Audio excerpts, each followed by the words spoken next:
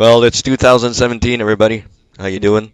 My name's Dennis. Welcome to the Game of the Year deliberations. No, there's no deliberations. It's just the top 10 of our favorite games of 2016. I'm joined, as usual, by my colleagues here at United Gamedom podcast.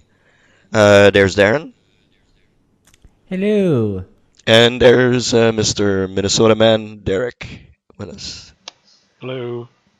from the frozen north of the United States.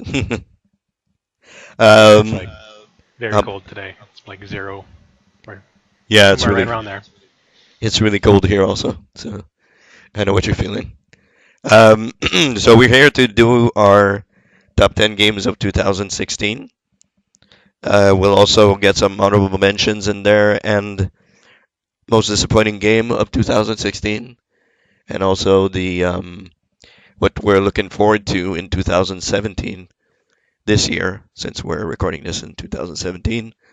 Um, we got a lot of stuff to talk about. You guys ready to go, or do you want to talk about something before we get going? No, I'm ready. You ready? I'm ready to go. So Okay. yeah, We'll. because it's just been a very good year Oh in yeah. terms of, like 2016 was shit for a number of reasons, but gaming was not particularly that reason now. Yeah, it It was was a a very stellar good year year. for games. Not so much for other stuff, but for games it was pretty a pretty great year on that side of things. And I think we can attest to that. It took me a very long time to do my top 10. Some games were locked in there, but some others I had a hard time deliberating on which one should go in, which one should get honorable mentions, and et cetera, et cetera. So even we were still deliberating at the very last minute here. Darren was deliberating his top 10, his number 10, didn't know what to put on. So, Yeah, like the year before, I actually had a hard time kind of filling out my top 10, hmm whereas this time I was just sort of had a hard time sort of deciding what games would make my top 10. yeah. So it's been a great year for video games. Let's hope 2017 is going to be as good or even better than this 2016. So we'll see how that goes. We will start with honorable mentions, and I think we'll let Derek go first if you have any you want to talk Okay. about. Um, I do have several. Okay. Um, yeah, for me, this year was kind of a weird year where I didn't like I knew my number one, but everything else, like number two through 10, just kind of like, I don't really care what the order is. hmm Like I didn't play most of these big games that everybody says, oh, this is a great year, Titanfall 2, and Overwatch, and Watch Dogs 2, and Hitman, and put in hmm all the other shooters that I forgot to mention. Like I don't didn't really have any interest in any of those games, so a lot of the games I played were pretty niche, except hmm for there were a few big ones. Um, so for my honorable mentions, I do want to mention one that I just removed from the number 10 spot, and that is World of Final Fantasy. Um, World of Final Fantasy is the main reason you're playing that game is for nostalgia. Like the story is just terrible, absolutely terrible. It's like, oh no, you have amnesia. What happened? Let's go find out. It's the typical JRPG thing. But the combat system and like the collecting like monsters in the music, though, that's like the reason you play. I put like 20 hours into it. I'll probably go back to it at some point. Um, so it's not a bad game. It's just you gotta know what you're getting into, I guess. And the fact of the matter is, I said I was very much looking forward to that game. Oh, I can't wait for this game to come out. And I basically shot myself in the foot. And the fact is, I played all about 45 minutes of it. And I still don't understand why, because I had like no interest, and then I ended up putting 20 hours into it. Yeah, is that the game you're Yeah. having problems downloading stuff for, Derek? No, no, No? this Okay. is No, that's a completely different game, Okay. which we could talk about it another time if you so. No, it's not. It's a certain game that I went back to this year and played a good few hours of. But it's Final Fantasy, right? Is it Final Fantasy 14? Wor- World of Final Fantasy. Yeah, the game that I cannot play is Final Fantasy 14, which is Okay. an online, massively multiplayer RPG. And Yes, I someone's won't go into it here, but It's just Yeah, it won't install basically. yeah, someone in Square Enix doesn't want him to play that game. Nope, on PS4 or PC, doesn't matter what system. Next, I kind of have an issue with people putting DLC on their top 10 list, and a lot of people put the Witcher DLC on there. I So, and almost did. if that was okay, I would put the Destiny expansion with Rise of Iron in my top 10. It would probably be in the top 3, but Well, the I'll just thing mention it here. was, well, the thing about the Witcher thing is pretty much 40 hours long. Yeah, it's pretty much a video. It's pretty much a game. It's like pretty much a full game. Yeah, exactly. Which I can attest to. Okay, that seems fine. And the fact is, we did put the Taken King in it last year, which was pretty much DLC, which was expansion. Yeah. We did at the end of the day. So, but Rise of Iron, that's nowhere near my top 10. Like I I know. He played it much more than I did. Though, I played 'cause, like once. I played more than 40 hours, and that's Yeah, you played a lot of Destiny Rise of Iron this year. Well, it should be in your top 10 if you played a lot of it. I know it's not story driven. Well, it is story driven, but it's you still played a ton of it. So it came out this year, so I think it qualifies. To be honest. Well, it's fine. I've already kind of finalized it. It would have been in probably like 2 or 3, but Fire Emblem Fates, which is a 3DS game, I just couldn't get into it. I mean, I think it's a good game. It's just I don't know. I guess I didn't like the style of it as much as the Fire Emblem Awakening. And like the style that I like, which is I think it's called, was it Conquest? That one's really freaking hard. Like, and I've played old Fire Emblem games, and they're nowhere near as hard as that game, which is crazy. So yeah, I don't know. I just never really got into that, but I think it's a good game. Enter the Gungeon, that's a cool game, but I just never really played enough of it to consider it in top 10, but I did want to mention it. I actually forgot to put that in my honorable mentions because I played that game quite a few hours of as well. It's a good game. Project X Zone 2, I just couldn't really get into it that much, and I really liked the first game, although I never finished the first game. I don't know. I didn't realize that came out last year. I thought it was 2015. And I do want to mention some games that I have not played yet that I want to play. Final Fantasy 15. I have it, but I just haven't played it because I've been playing other stuff. River City Tokyo Rumble, which is a very similar game to like River City Ransom, but I think there's like an open world and it sounds really cool. I actually have it on 3DS. Yeah, that looks cool. Haven't played it yet. Wild Guns Reloaded on PS4. I just got that. That probably wouldn't have made my top 10 anyway, but I do want to play that. One game that would have been in my top 10, I guarantee you, if PlayAsia didn't hold this game hostage. Super Robot Wars Original Generation Moon Dwellers, which came out in 2016 in English.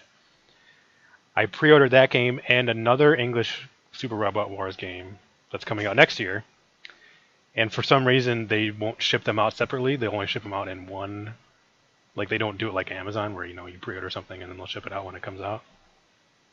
And I'm not going to pay the, outrageous shipping price to get it shipped from, China or whatever. So that's going to be coming along with Super Robot Wars 5 in, I think, February, March, somewhere around there. That would have definitely been in my top 10 for sure. So that's it for honorable mentions for me. All right, cool. So Darren, you want to go next, or? Yes, I will go next here. I have a few myself now. Well, as the thing is, like, Derek, with the way Derek was going on about DLC and stuff like that, I have a sort of thing with remasters as well. Hence why this is not in my top 10 now, because it's pretty much the same game, but I can understand people why would have it in their top 10. It's The Legend of Zelda Twilight Princess HD. They came out last year for the Wii U. This is one of those games that is very divisive among the Zelda community. A lot of people think this is one of the weakest entries in the series. I disagree. I think it's one of the stronger entries in the series. I really liked this game when it came out on the Wii. I got it again on the Wii U, and I pretty much liked it more because it didn't have to have the waggle, the Wiimote controls now, and it's pretty much the GameCube version but spruced up, the HD resolution, and I very much enjoyed playing it again, so I did. The Witness, again, it came out very early last year. This was in my top 10, recently, but I sort of contemplated it and like playing a few other games in the last month or two. It's like, yeah, this doesn't fly now. It's a very interesting puzzle game, but there are certain times I felt, okay, how the hell does this puzzle work now? And then when you come to solutions, like, okay, that doesn't seem right, but I guess, okay, it seems okay. John Mablow, he probably knows about this more than I do since he done the game, but just certain solutions just seemed a bit illogical to me. But it's a very interesting game nonetheless, so, and I enjoyed my time with it. Like, I didn't do every single puzzle now, because that would have taken a dog's age, but I enjoyed my time with it. Fury, a game that I don't think a lot of people played last year. I very much really liked. It's pretty much this kind of boss mode, the game kind of, where you just fight these various different kinds of bosses, and then between them you just go and walk slowly to the next area, with a little bit of narrative in between by this character. This character has like a bear mask, and you just fight different bosses, and they have cool different patterns and stuff like that. There, it's a very pretty challenging game, but a very good game nonetheless. I'll mention it now, even though I kind of go on about it on Twitter. There, I still enjoyed the game, but I still think it's a bit overrated. Is Uncharted 4 Thief's End. This game probably would have been, if this game was like 3 or 4 hours shorter, then I'd probably say it's worth the praise, but I just felt it outstayed its welcome. But in terms of the presentation side of things, it's top notch, Naughty Dog at its finest. The story's the best in the series. The gameplay is better, but not up to par with a certain other game that will be in my top 10. You probably know what that is. But still, very enjoyable game nonetheless, but just not as, the masterpiece that some people claim it is. The Division, yes, Dennis, this is not in the top 10. I like The Division, probably not as much as you did, because I know you probably enjoyed it more than I did. And yeah, you'll see where it is in my top 10. I enjoyed the game though, but after the post game stuff, just kind of jumped off. We went back there and did that first DLC, which, to be honest, wasn't that great, and that's kind of why it just kind of dropped off for me again. To be honest, It's like, yeah, it was a good game. I enjoyed my time with it though, but just it was just a bunch of other games that came out that I preferred. Hitman, this is here basically for the sole reason I didn't play enough of it. I only played the first 2 episodes, and I couldn't have it warrant a top 10 position. Just because if I played more of that game, it probably would have been in my top 10 easily, because I really enjoyed the time I played with it. Final Fantasy 15, which I've pretty much been playing at the moment. I'm 37 hours. I'm on chapter 8. I enjoy the game a lot, but also it pisses me off in certain ways as well. I'll probably talk more about it in the future, in a upcoming proper episode of United Gamedom, because I like to talk more about it there, but I'm just gonna leave it as it is here. It's a good game, but it has its flaws. Recore, a game that pretty much didn't get the greatest of reviews. I enjoyed it for what it was. The whole end game brick wall that some people complain about, I can definitely see the reason why, because if you don't go around finding the cores that you need, you're basically going to have to do that, because the end game is like, oh, it's this tower, and you have to go up a level each time, and you need like certain number of prismatic cores, and every time you go up a floor, you need 5 more, and basically that basically is a brick wall, and people hated that game for it. But other than that, it's a very enjoyable game. It's a cool gameplay. The world's just it's like beautiful, and it's like starkness, and it's like the way it is like a desert kind of world though. But it's a cool game nonetheless. Um, Pre-Cross 3D Round 2 is a game I just got not too long ago. Um, I'm not really into puzzle games a whole lot. I don't play, Candy Crush and all those kind of games now. But the Pre-Cross, the 3D one, I really loved the first one on the DS. I really like this one as well. It's a very relaxing game. Like if you just want to sit down, relax, maybe listen to a podcast or have something in the background. It's easy just to sit up and just play a few puzzles for 5-10 minutes or whatever, and it's just one of those relaxing games to play. Um, Abzu is just a game I just finished recently. It's done by some of the people that did Journey. It's a beautiful game, nice ride through it, but it's not a good an experience as Journey is. But I enjoyed my time with it nonetheless. And finally, Rhythm Heaven Megamix, which is Rhythm Paradise. No, Rhythm Paradise Megamix here. It's like Rhythm Heaven in Megamix in the States. I never finished it. I don't know why, because I really like those games, but I just kind of jumped off this one a lot sooner than I thought I would. I don't know why, but I still think those games are great. Nonetheless, just very enjoyable little wee rhythm games throughout them with the cool little wee music tracks. So, but I just jumped off it too sooner than I thought I would. But yeah, that's all of my 50 million recommended honorable mentions. Yeah, I shouldn't have So, yeah. cut some of mine. Did I see that? Okay, so I'll go into mine. Darkest Dungeon is one of them. Um, Oh, you played that game? yep, I played it last year when it was in early access, and this year they released the full version. I think they released it on PS4 also. That game's pretty great. The atmosphere in that game is awesome. The sense of tension constantly when you play the game is really great. Um, your characters are gonna die a whole lot in this game. Uh, but yeah, I really, really enjoy the sense of like dread, and you're always fearing going into a new dungeon. And when you get out of it and you level up your characters and you get stronger and better characters, it's all worth it. It's really, I really enjoyed that game a whole lot. Firewatch also is an honorable mention. That's just one of those games I never got around to playing at all. Yeah, you Sadly, didn't. so I think you didn't play it, right? no, I haven't bought it either though, but I never played it. Okay. So It's a pretty great game. The story is pretty much what pushes that game through.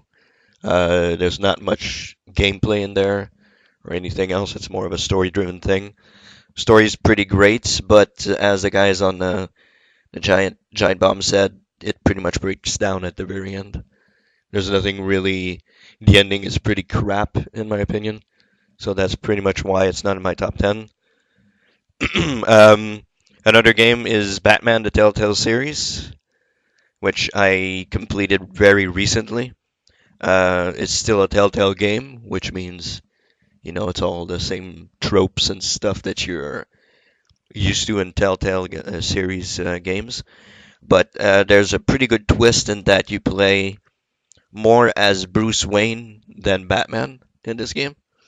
So it's more of and they take a different twist on the whole reason why Thomas and Martha Wayne were killed, and why that happened, and why they were shot, and all sorts of stuff. So I thought the story. Some people shit on the story, pretty much. Some people who big fans of the comic books and all that, they shit on the story, but I thought it was a nice little twist, different twist on the Batman stories that we're used to know. All my parents got killed, and now I'm all pissed off, and stuff like that. So I thought it was a pretty good twist. Planet Coaster is another game that I really, really, really, really loved a whole lot for the period of time that I played it. If you played, Roller Coaster Tycoon and Theme Park and stuff like that, and you like micromanaging stuff, this is pretty cool. It's really good. The only thing is that I got really tired of it really quickly.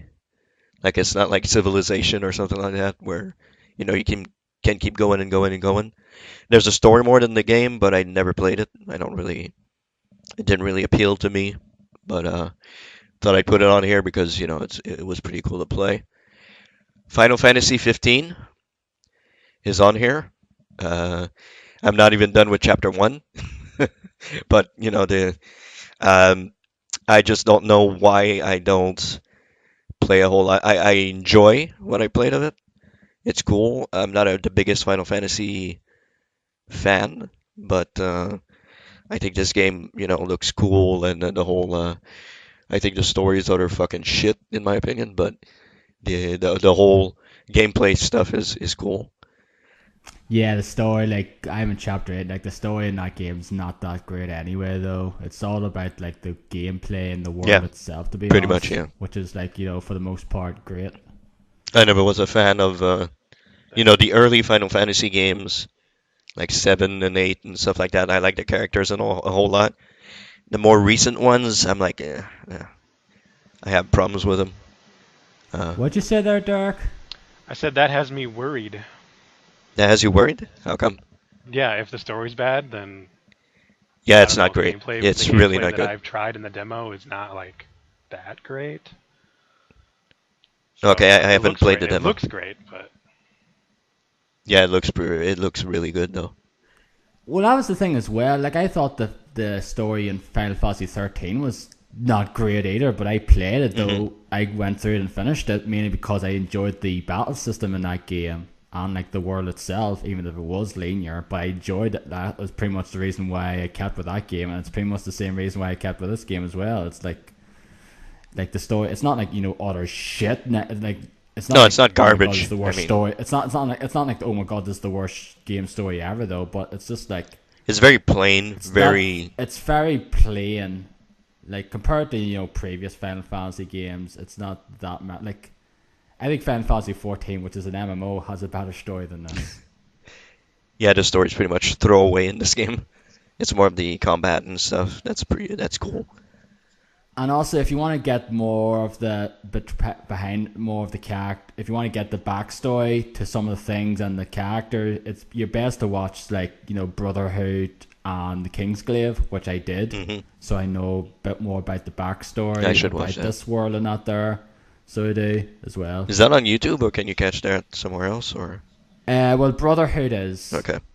It's like the anime thing, and Kingsglaive's like on like Valen. Crunchyroll or something. No, it's Kingsglaive. I think you have to buy. It's like digital, like Blu-ray, DVD, or something now, Oh. and like the Brotherhood is on YouTube. Okay.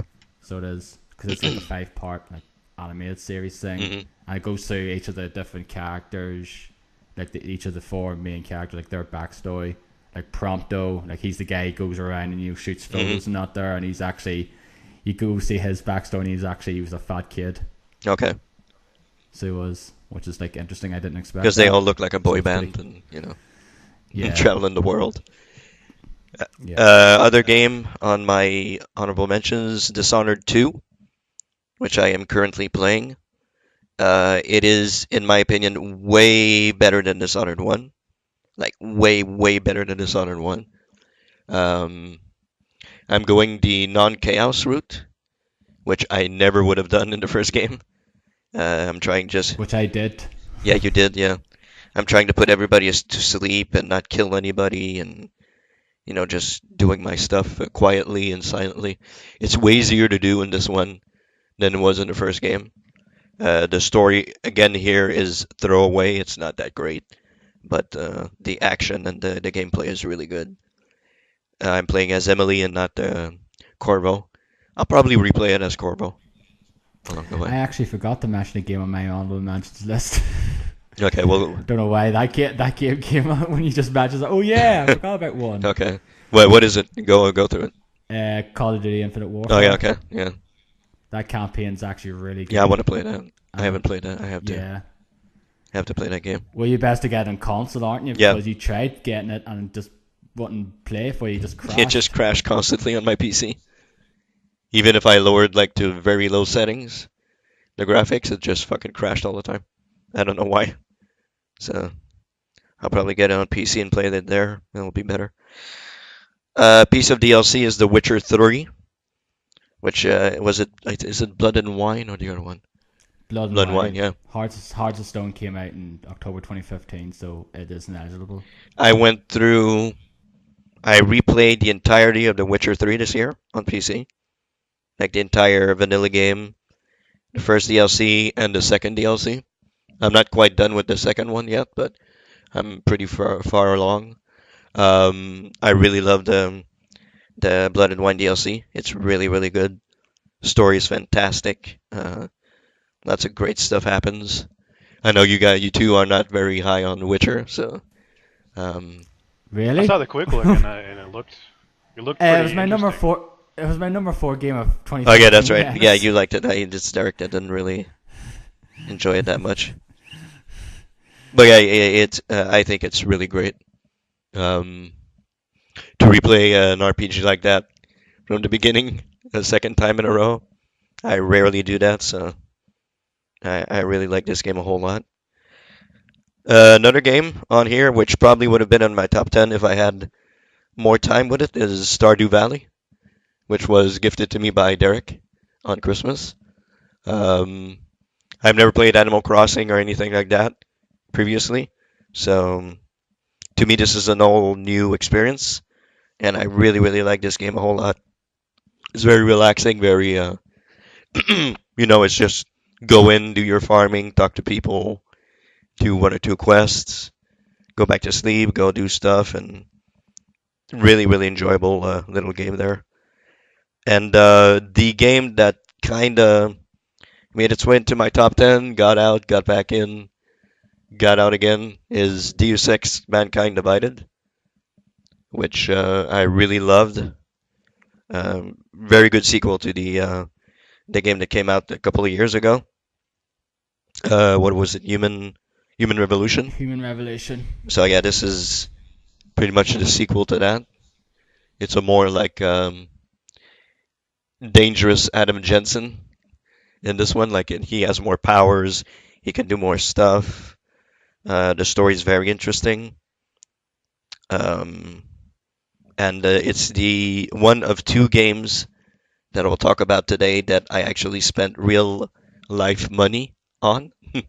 Which I mean, in the in-game stuff, I actually bought some Praxis packs for in the game. There was a sale for, I think it was 20 Praxis packs for, I think it was $3 or $4. So I think I know what the other game is anyway. yeah, so I bought some Praxis packs, and my Adam Jensen was completely like overpowered at the end of the game. So I just went through everybody at the end. The final boss fight was nothing to me. Like it was really easy. But yeah, I still very much So enjoyed. pay to win. A little bit, yeah, a little bit pay to win because I don't think I would have gotten to max out the guy if I hadn't bought those Praxis packs. So yeah, that So was that's not more. cosmetic. It's not cosmetic stuff. It's like No, it's XP not or cosmetic upgrades and stuff. stuff. No, no, not like the other game I'll talk about. But yeah, it's not cosmetic um, at all in this game. It's pay to win pretty much. Okay. So yeah, I cheated a little bit, but I still enjoyed that game a whole lot. Uh, That's the sad thing about today's world, though. You have to actually fucking pay to cheat, pretty much. I Whereas, never do hey, that, back in the but day, yeah.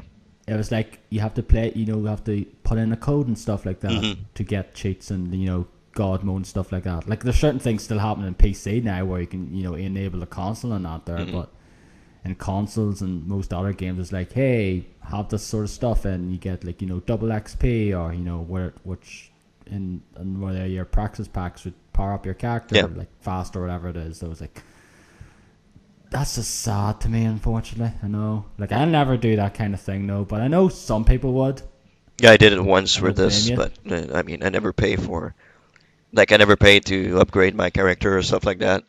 I just wanted to do it here because it was I saw the sale, I saw it was cheap, so I said, well, let's just buy a couple of practice packs and upgrade Adam Jensen to his maximum and see how it goes. So yeah, I cheated a little bit to win, but it was worth it, I think. So yeah, that's pretty much all my honorable mentions. There's a couple of others. American Truck Simulator, which I played a little bit at the beginning of the year, which I really enjoyed a whole lot. It's just I another. want that, but they don't have Minnesota in it, so I'm like, no, I'm good. Yeah, there's only like 3 states, I think, or something like that. But it's very. I think they'll be adding more though, probably in the future. But I think there was already like three at the moment. hmm It's like California, and I forget what the other two are. California, Nevada, and what's the other one? Somewhere around there, probably somewhere. Basically, sort of the West Coast, then, is Yeah, it? pretty much.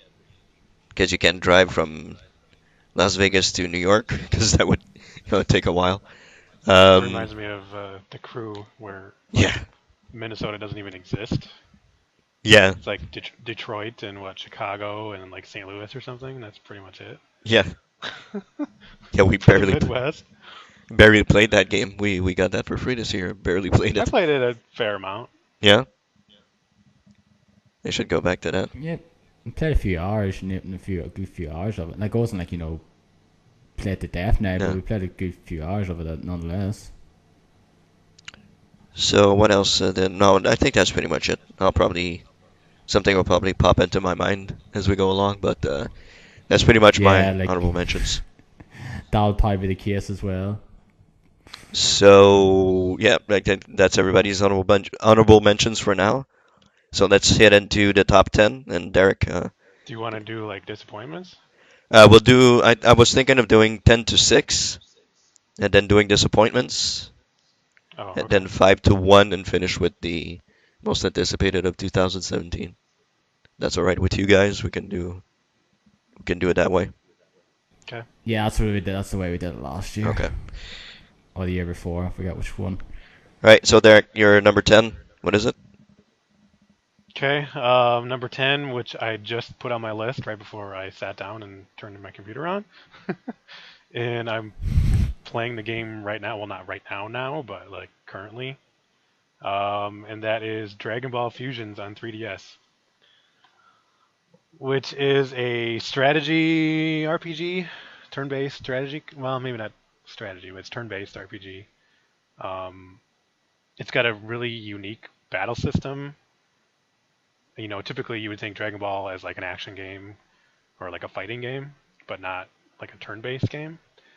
Um, this is like a 5-on-5 ring-based combat arena, and each take a turn, and in the bottom it shows you like whose turn is next, and you have either like a melee attack, a key attack, or like a special move. And when you use like a melee attack or a special move, you go fly towards the enemy, and then you have this circle around the enemy that you have to choose which area to attack, and then the enemy can block you. And if you hit them successfully, you can bounce them off of other characters, like either the enemies you're fighting, or if you bounce them into one of your own characters, they will hit them and then bounce them to the next character. And then if you're close enough to the edge of the ring, kind of like in I don't know Dead or Alive or something, or Soul Calibur, you can get a ring out, and then that does some damage, and then their turn gets pushed back like way far. So, and that's really cool. That's really fun, and it's kind of like I don't know if you've watched Dragon Ball or Dragon Ball Z. Like a lot of times, characters will get hit and they'll go flying through like mountains and stuff. That's pretty much Yeah. the way it is with the ring outs. It's really cool, and like it has pretty much every character from like Dragon Ball, Dragon Ball Z, Dragon Ball GT. I think they have super characters in there, though I haven't watched that at all. The story is, it's like, oh, there's some time rift and all these people are coming together, and that's like a typical story for any kind of RPG where they're taking about like crossing over a bunch of either characters or stories. Like Super Robot Wars, those are all like that. And he's like, oh, there's some time rift and we're all somehow crossing dimensions and stuff. Like Project X Zone, that's the same thing too. So there's really It's just nothing. it's a definitely an RPG trope, time travel stuff. Yeah, yeah. But yeah, the combat is like the reason that I'm playing is really fun, and then you can trying to unlock or find, some of your favorite like Dragon Ball characters. Like that's another thing that's like keeping me going. That in the different combat, and the way you unlock moves is if you get a ring out on an enemy, you get the chance to learn one of the moves that they have. So there's some strategy there and like trying to get a ring out. And the way you recruit characters is using like the super powerful attack, and then if you use that and get a ring out, then you can recruit that character. There's some characters that aren't recruitable in like the story mode, but so yeah, I don't know. It's really fun. It's like a really really unique battle system. I've never had anything like that in an RPG, so it's really cool, and I like it quite a bit. Yeah, it seems interesting from what you said about there. I might try it out. I wish it was like a demo or something though, but It's Yeah, only like I it don't was think only you. $30. $30 when I brand new. That was a pretty good deal. That's regular price. Um, and if you have no interest in Dragon Ball, you probably may want to skip it. But the battle system is well, definitely worth checking I've out. watched some of Dragon Ball Z. I've watched the entire Dragon Ball, the original one series twice, but never watched the Okay. entire one of Dragon Ball Z. But like I know most of the characters in it anyway though. Okay. Yeah, you get young Goku, so the Goku from Dragon Ball. You get him in like Yeah. in your main party when you start, and then you have young Trunks, young Goten, and then Pan. So a lot of those are like kids of either like Vegeta or Goku or whatever. So, but yeah, it's cool, and it's kind of like a super deformed style, which is similar to like Super Robot Wars. So like bigger heads and smaller bodies. So it's Okay. fun though. That's cool. So that's You're it. number 10. Yep. Late entry number 10. All right, Darren, what's your number 10 that you almost changed at the last minute? Yeah, the game almost changed a few times now, but I decided, yeah, I like this game enough to sort of have it in my top 10. It's a game that a lot of people really liked. They came out mid last year, around a few weeks after E3 did. It's only the second game done by this developer, Playdead. It's their first game since Limbo, so it's pretty much foregone conclusion what that game is. It is Inside. Oh yeah. Now, I liked Limbo when it came out, though, but again, I think it's just one of those games that sort of got overly praised back in the day. And I was like, yeah, it was a good game, but especially later on, it got pretty tricky, though. Some of the sections in that game were really annoying to do. I got stuck. So I Uh, stopped playing. you got stuck, okay? Yeah. Yeah. Like, there was certain parts near the end of that game that were really, especially when you had to, like, kind of, one part I remember sort of involving gravity or something, like you had to switch or something, you go like upside down and then upwards, you have to sort of maneuver and not get hit by like spikes and stuff, like something along those lines that I remember, because I only ever played through that game once though, but I remember it being pretty tricky though. But Inside is pretty much a more polished, refined version of it though, in a way, because it's pretty much the same gameplay though. You just play as this young boyish. You just go from left to right, throughout, in some places right to left, and it's just a very cool, atmospheric, bleak world that you go through, and it's very, and it's very abstract. It's very beautiful to look at, and it's very like in its simplicity now. And I really like enjoy playing through it. Like it's not as challenging as Limbo. That's probably the reason why I like it more because of it. It's just like there's no parts. Like there's a few puzzles though, but they're not as challenging or hard to figure out than they were back in Limbo. The only one that actually kind of stopped me was kind of one of the first ones though, but I had an idea what, and then I realized, oh, that's what you have to do. Like a kind of one of those ones, like, oh, you stupid idiot, why didn't you not figure that out sooner? And also the last 10 minutes of that one there was pretty insane because I did not see it coming. Do you guys know what happens at the end of Inside? Yeah, I listened No. to the beast cast, so Don't I know what don't happens. tell me because I kind of want to play it. Yeah, I want to play it too, but I kind of know what happens. Okay, well, it's just it's just quite different from the rest of the game. You're like, okay, this seems interesting enough, and then this sort of thing happens, and it's pretty cool. It's like, oh, Does this it is turn into like cool. a first-person shooter or something? No, it's nothing like, don't go. It's not like something way out there though. It's just like a completely random thing kind of happens, and you play the game a little differently to what you did before. It's nothing nothing along those lines Like now, but it's perspective just a very changes or something? uh yeah, you do you use a certain thing instead of just a boy or something. You'll see. I'm not gonna say anything more than that now, Okay. but it's just a very cool thing what happens at the end of it though, and I really enjoy playing this game. It's just a very, like I said, a very beautiful game, and it's kind of darkness. It's a very bleak. I actually find the world quite interesting. Some of the areas in it were cool. Like there was this area where you jump up and in the wire, and you jump up and you sort of kind of mind control these little wee like drones things, like these just like not clones. It's basically these like dummies kind of in a way, and like the way you move around, you just jump and it's like you just stay there, and then you have to move these guys around so you solve a few puzzles. Just one as well where you have to get a number of bodies on this like switch, and you see the counter going down. You have to get them down it so order to enter the next area. And also, it's this part as well is pretty cool where this you have to run along and try to that get hit by like the shock waves. But if you do, like if you're in the open area and the shock wave hits, you just go like the boy just goes just like splits, explodes pretty much, which is a cool part as well. And like I said, the last part was very interesting as well. It's just a interesting game though. Like it's not for everyone, but like I enjoyed my time with it. It's not a long game either. It's like 3 hours, 3 to 4 hours at most. I enjoyed it more than Limbo, and that's my number 10. All right, cool. So I guess my number 10, which I went back and forth between Deus Ex and what was the other one that I wanted to put there? Darkest Dungeon. Um, the number 10 that I chose was Watch Dogs 2, which I think is a big surprise to everybody this year that the game would be as good as it is. Like the first game wasn't all that great. I think pretty much everybody is anonymous on that, unanimous rather on that. That it's not it wasn't a great game at all.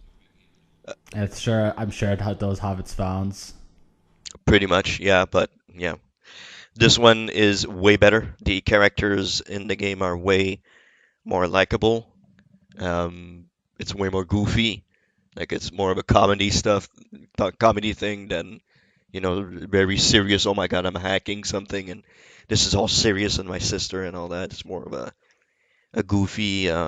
Let's go hack some stores. Let's go hack some ATMs, and give people money or take away money, or like it's really good. I think that most of the missions in the game don't really repeat that. Like the concept of the mission repeats itself. It's pretty much go here, hack something, spy on somebody, then you have to go and get something somewhere. So you have to hack the whole thing, but you have all these tools that you know, you can use like a little buggy thing that goes around. And I added a button on my buggy thing that I could scream insults at people. So I would go around and if my buggy gets spotted, I go around and like fuck you asshole, and then they just follow the buggy everywhere. So that clears a path for me to go in and do stuff. Um, yeah, I think it's more of the characters and the story is more interesting than what happened in the first Watch Dogs. The gameplay is really good. It's I finished the story. The ending is not that great. Like the way it ends, the story, the way it all culminates, it's really not as good as I thought it would be. They pretty much throw away the death of one of the characters in the game. It's kind of okay. Well, he's dead. Let's go hack something and carry on and do whatever we were doing and whatever. So, he's dead for that mission and everybody's all sad and, oh, okay, well, let's just carry on and do something else and forget about it for the entire rest of the game. So, yeah, that was a little weird to be honest. But yeah, the rest is really surprising. It surprised me a whole lot, and that's why I put in my number 10 spot. And I did not expect to like that game, especially after the first trailer that they released at E3. You guys remember that? Like it looked really dumb and stupid, and oh, look at this guy, he's goofy. You kind of look, yeah, it just kind of looked like they were like trying too hard. Yeah, exactly. So they were. But yeah, it doesn't fall flat. It's some really funny stuff in there and social commentary. Like they have their own Facebook. They have, there's a company that's like Facebook. It's called Invite, and you get to hack some stuff in there. There's a mayor running, somebody running for mayor in San Francisco, who looks exactly like Donald Trump. So Oh, right, really? you get to hack some voting machines, so he loses his election and all that, and a lot of social commentary in the entire game. But it's done well. It's not too frustrating or infuriating or anything. Yeah, I really enjoyed it. San Francisco looks beautiful. I played it on PC. It looks fantastic. Really, really good game. I really enjoyed it, so that's why it's my number 10. It's actually one of those games I'll probably try to play through this year. Yeah, It's pretty much like Assassin's Creed. It's to Assassin's Creed 2 because I didn't. It was the same thing exactly. for me Yeah. with that there because I played through Assassin's Creed, didn't finish it, just got bored of it, and then I played through Assassin's Creed 2 and really liked it. So But I thought it's the Assassin's same Creed thing here. 1 was better than Watch Dogs 1, to be honest. Yeah, but it was the same kind of thing though, where the sequel is much better than the Yeah, first one yeah, though. yeah, Anyway. I agree. So if they can make a franchise out of this, it would be out of these characters, it would be pretty cool. But there's another mission in this game where you go and rescue Aiden Pierce because he's getting held hostage. So you go and rescue him, and they're all like, "Oh my God, it's him! He's the best hacker ever!" And they're all like in awe in front of him. And I was Oh like, "Oh God. shit, really? Come on!" They should have made something that they just made fun of him. Like they just like, "Look at this guy, not that great, huh?" Or something like that. It would be, Or just not have him in the game at all because I think it is universally known that he was a really shit character. yeah, of course he is. Like no one likes that character You whatsoever. see him for probably 10 seconds in the game. So I won't tell you what you do in the mission, but you kind of see him for 10 seconds. He doesn't even talk. So that's pretty much it. Okay, that's good to know Yeah. then. So yeah, pretty good. Watch Dogs 2. I really enjoyed it. Number 10 this year. So Derek, what's your number 9? Okay. Number 9 is one of the 8 games I finished this year. PS4 and Vita, another niche RPG, JRPG. And this came out, was it either January or February last year? And that is Digimon Story Cyber Sleuth. It is the only Digimon game I've ever played. Although I do like Digimon, I watched the show on Saturday. I don't know. Forget if it was Saturday morning or whatever it was. But when I was a kid on TV,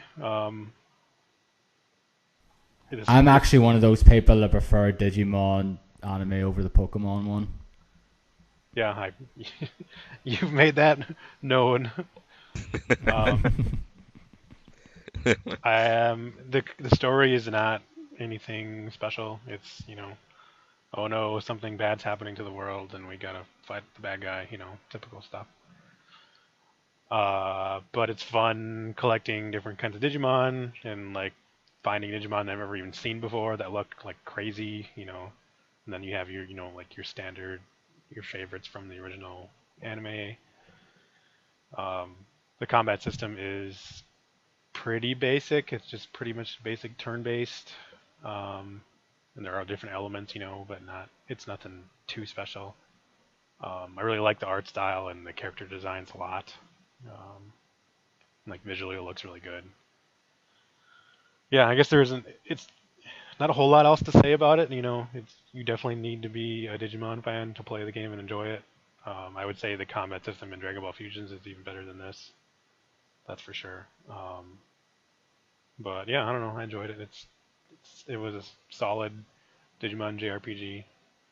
I was like really into it, while I was playing it. Now I kind of don't really have any interest in going back to it, even though I think there's some other DLC that came out. So Isn't there a sequel coming out this year for it or something? there is another Digimon game coming out, but I don't think it's a sequel to this. Right. I think was it like Digimon World Order or something similar to that. I forget. I don't know if I'm going to get that. I haven't really looked into it too much, but we'll see. So yeah, that's it. Not a whole lot to say about that game. I'm Right. guessing if I had put more time into Dragon Ball Fusion, that definitely would have been higher on my list, and Digimon would have been like at number 10. Okay. Cool. Right, Darren. Number 9. What is it? It's pretty much again the first game I finished this year. So it is a game I got over the holiday sale. It's a very short game. It's a game that a lot of people on the Giant Bomb staff really liked. It's a game that I actually was interested in playing last year, but I never did until just this year now. I think maybe because of the price. I think it was a bit too pricey for me. I was waiting for it to go down a certain price. I may still probably paid a bit too much for it though, but after just hearing like the Giant Bomb and other people going on about it, though, I was like, yeah, you know what, I'm just gonna get it now. And that game is super hot. Oh yeah. It's just a very cool concept though. Like it was this like demo of it though, and it was like I think it was one of those games was made of it from those game jam things, and I think it became a Kickstarter, I believe. Then it just became a full blown game then, and it's the very cool concept in that it's a first person game shooter, whatever you want to say, and that only time moves when you actually move, and it's a very just sort of. It's pretty much like kind of Mirror's Edge in a way, and that it's just all like red and white. Like the enemies you fight in the game are like red, just these red like, blobs, not blobs pretty much, but just these red guys. And the way you move, you just move around, and every time you move, like when they shoot something, like you can see a bullet going through your way, and like it's like a red line as well, so you know which direction it's heading and that there. And you only get hit once and you're dead. That's it, pretty much it. But whenever you hit them once with a bullet or with a sword or something, they die. And the cool thing is though, every time you finish a level, then it goes like super hot, and then it basically shows a replay of your successful run. And the way the way it does is just pretty cool though. You just like, oh, I just threw this sword at this guy, and then just picked up this gun and shot this guy in the head, and then also I threw this gun at this guy's head, and he knocked the gun out of his hand and just picked up that gun and did get a headshot and stuff like that. It's just a very cool game to play through though, and it's not particularly very long. Like it's like 2 hours or so at most though. But in terms of like the main story in it though, which is a cool concept though, and but there's also a lot of I didn't do much of the challenge stuff yet, but it's a game I'll probably go back to.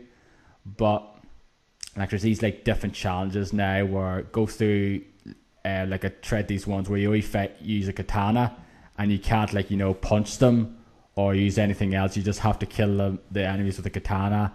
Or like there's these speed run challenges as well, which you probably go through like the certain like levels as fast as possible. But also there's like an endless mode that's unlocked once you finish the main game, where you can pretty much go on forever and just how long you can last before you get hit by an enemy then.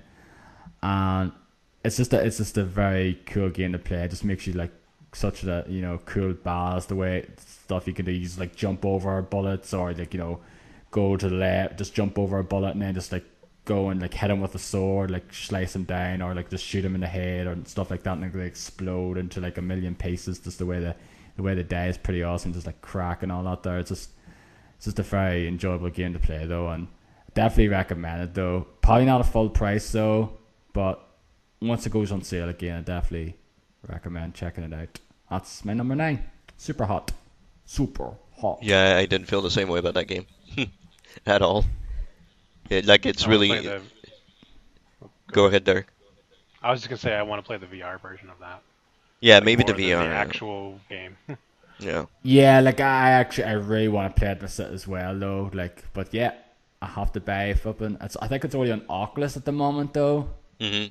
Yeah, it is. so it is. But I'm assuming it'll probably come to Vive eventually though, and I really do want to play the VR because watching that Jeff played on UPF and stuff like yeah, I really want to fucking play this. It looks awesome as well. Hmm.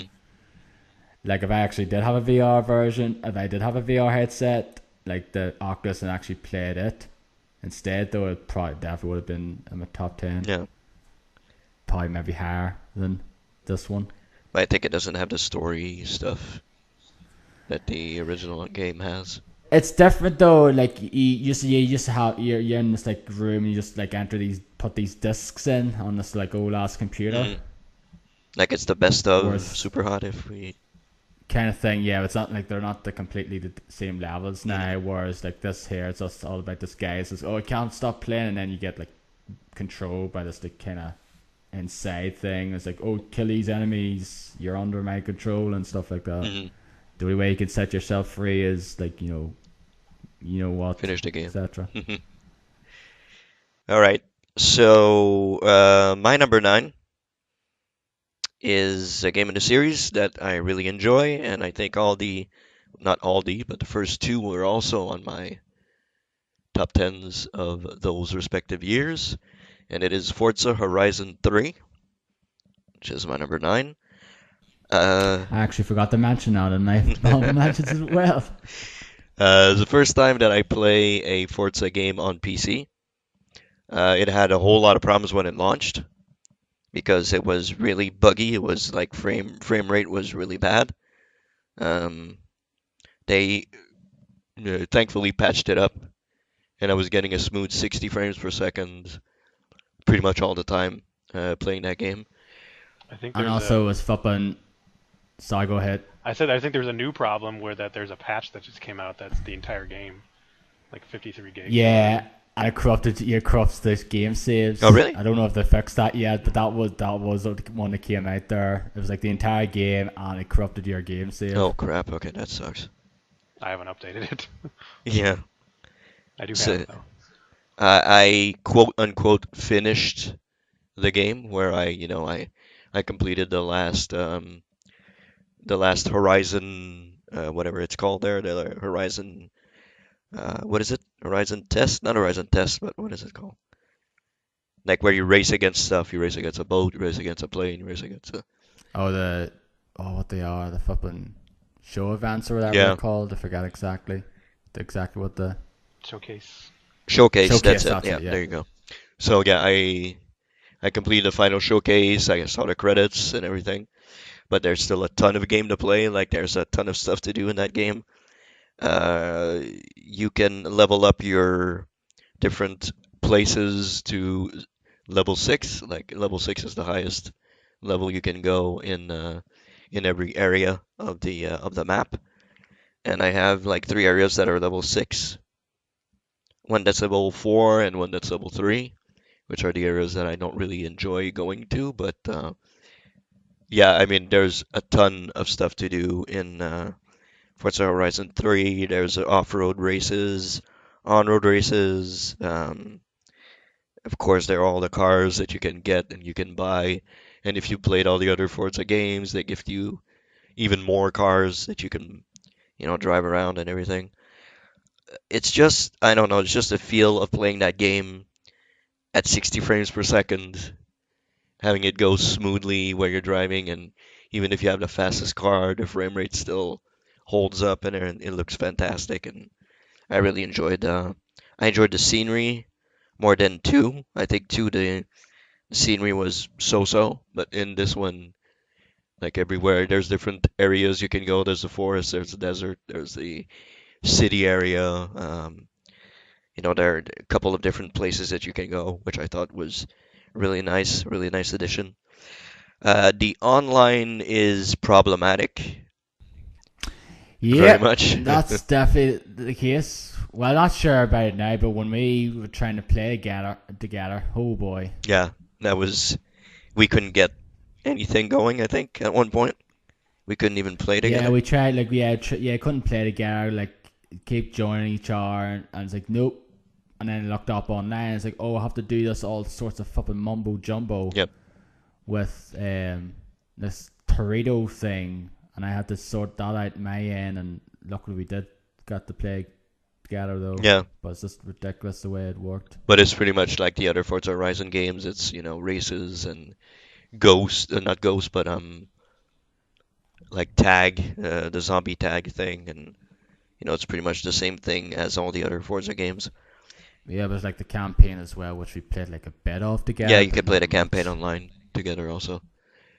Um, yeah, I really enjoyed that game just because I love the Forza Horizon series a whole lot, and this is just, like a step forward in the series. It looks as good as it ever has looked, and I really enjoyed it. And not a whole lot to say. You race a car, and that's pretty much what you do in that game. So yeah, and the I think not the protagonists, but the people that talk to you in the game are less annoying than they were in the second game. So That's probably why one of the reasons why I stopped playing the second game yeah, because the fucking gay in it was just a pain in the yeah, ass. he was pretty annoying. But in this game, it's way better. The radio stations are kind of bland and boring. There's maybe two or three standout songs, but besides that, it's not that great. Well, if you had Microsoft the Groove, then you could subscribe to it and just basically Yeah, use it to use import playlists and stuff like that though. But like it's a subscription thing, so yeah, no, you're not not gonna do. interested. I did it though for like I did the trial for it. Yeah, I did a trial To also. play to, That was fun to while it put lasted. on some within temptation. Listen to going down the Australian coast. That was awesome while it lasted, but yeah, after that, it's not really worth it. But yeah, I really enjoyed Forza Horizon 3, so that's my number nine. I didn't play enough of that game to sort of warrant the position though. Like I enjoyed my time with it. I think it's better than the second one though, but again I just didn't put enough time to it. Just sort of fortunately dropped off it. Did you play a lot of it, Derek? I know you got it also. I played a bunch of it. It's not on my top 10, but it is going to be mentioned here Okay. when we get to a certain Oh. category. Okay. All right. So, We'll keep that for later. Um, so Derek, go ahead with your number eight. okay, number 8, one of the few games on PC that I played, that we all played on PC, and that is The Division. Tom Clancy's The Division. I think Yeah. visually it's a fantastic looking game. Yep. Um, the combat is okay, the shooting is okay, but that it's like not enough to keep me coming back to it after you finish like the main stuff. Hmm. I mean, I do like getting loot and everything, but the shooting is just not as good as like Destiny.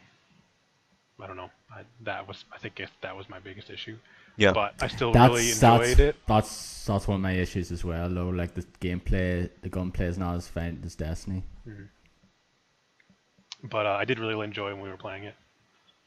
But up until we got to like the end game stuff, like I didn't really want to invest the time necessary to like do all those like raids and Hmm. horde mode things, where you need to have like super high level gear and stuff, and I didn't want to spend the time doing all that because Okay.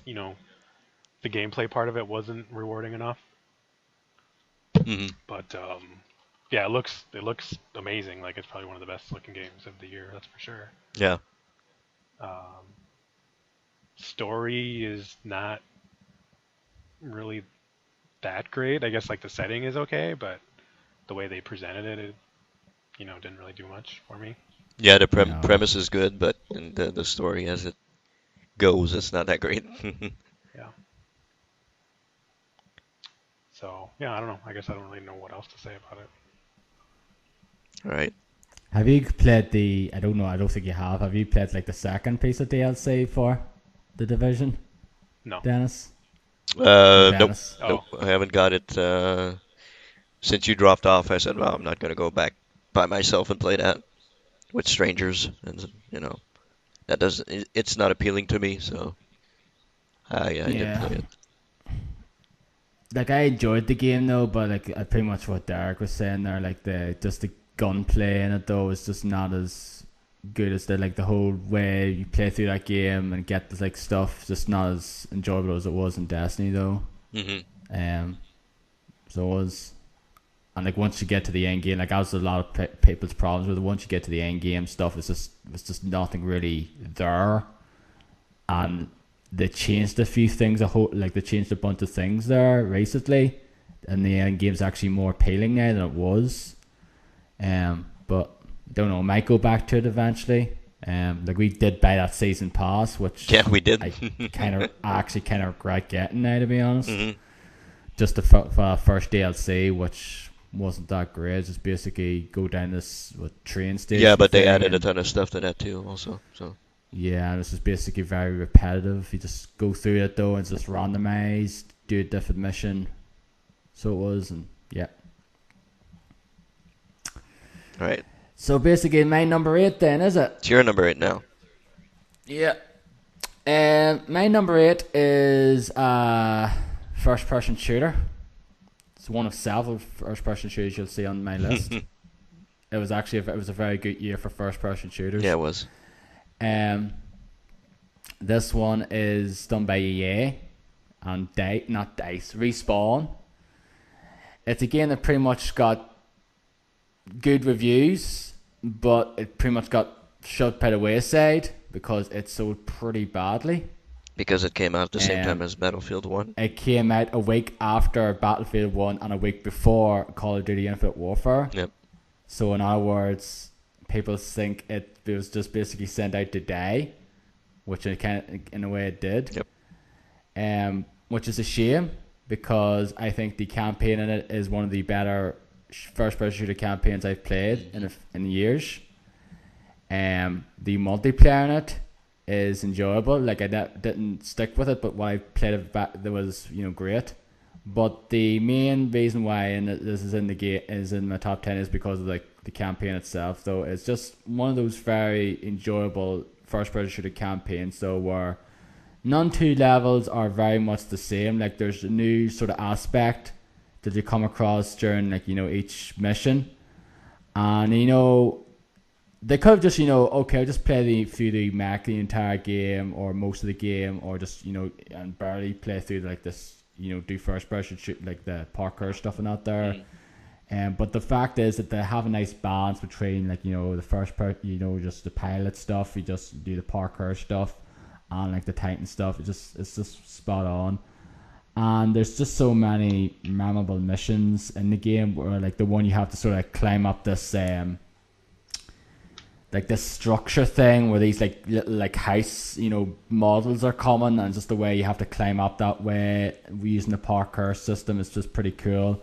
And also like the one that a lot of people mention, of course, is the Effect and Cause mission, where it's like this, you get this device and basically shift between times. And like once I played through that mission, it's like, yeah, this just reminds me of Singularity, which is another criminally underrated first person shooter back in 2010. Yep, that's right.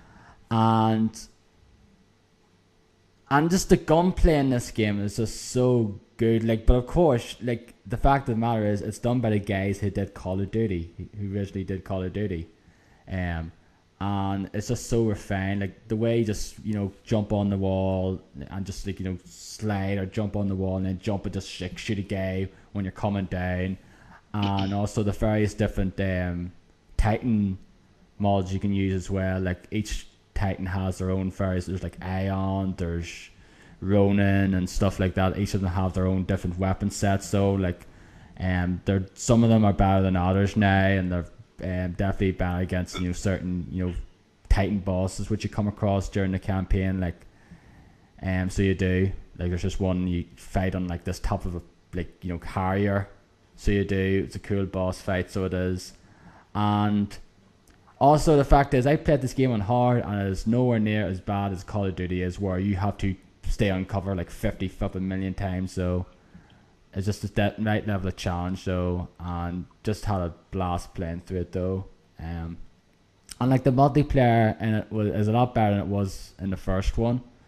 So it was like but the problem is there's no point really playing it now because I got on PC and pretty much the consensus is like the PC version of it's probably dead by now, where you probably can't get a game in most of the modes except for the main ones.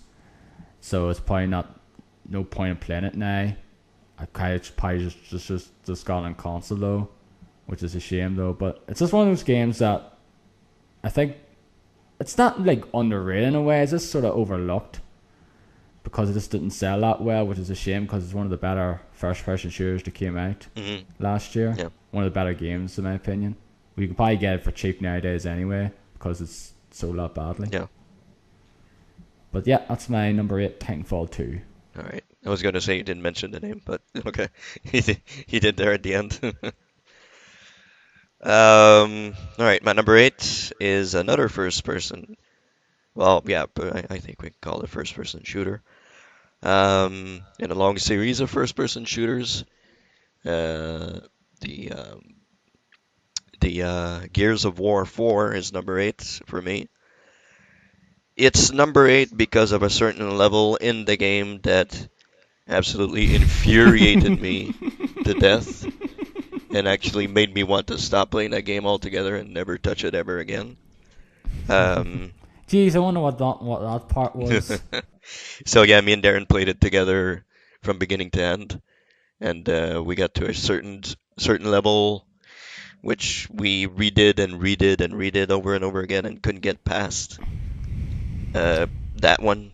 And then Darren did it by himself a little later on. I think. First time. Yeah, first time you did it by yourself. First go. Then we went back and we did it in the second try, I think. No, I think we had to do it a few more times though. Yeah. Because one of the problems was though when we kept doing it and losing it, and all of a sudden it happened not once but twice, where you reloaded and wait a minute, it went back to the start of that chapter and not the last checkpoint. Yeah.